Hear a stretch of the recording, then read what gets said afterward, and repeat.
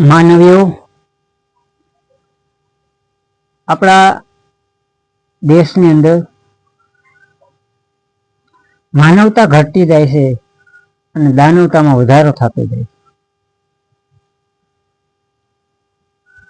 ચોરી, હત્યા, લૂંટ, ભ્રષ્ટાચાર, અપહરણ, બળાત્કાર.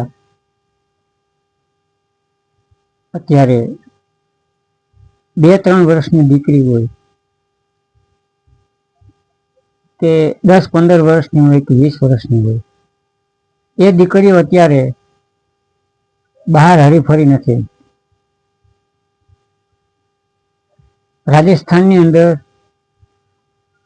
જે 13 વર્ષની દીકરી ઉપર જે પોતે સ્કૂલેથી ઘરે આવતી હતી,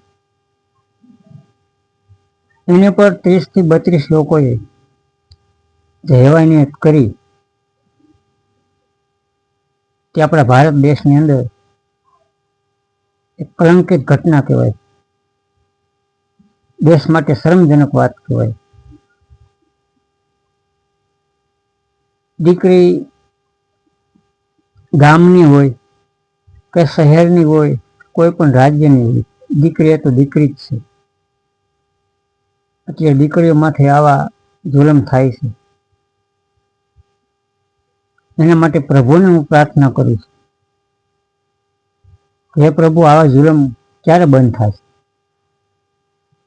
એના માટે હું તમને 2 શબ્દો સંભળાવું. એ જી પ્રભુજી આંખો રે એ ખોલીને તું રે જોને, એ ઓલા મુનવા સુરે એક રે સે રે, એ જી જગ મારે એ ધામા પાપો, એ ફરિયાદ કોને કરવી રે, એ દીકરીઓ એ લૂંટાય સારે કોર, એ ઓલા ન્યાયાધીશો એ નબળા પડ્યા રે,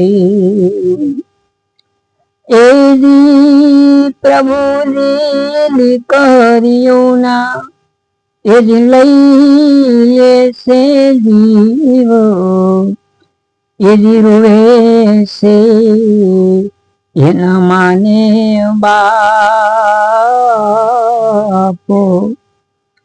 એ લૂંટાયો મારો એ લાડ ખજાનો રે. જેના ઘરે આવી ઘટના બની છે એ પરિવાર ઉપર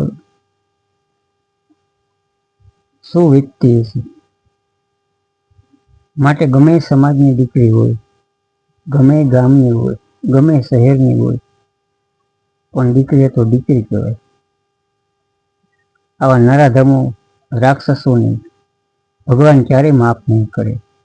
જય ભારત, જય સંવિધાન.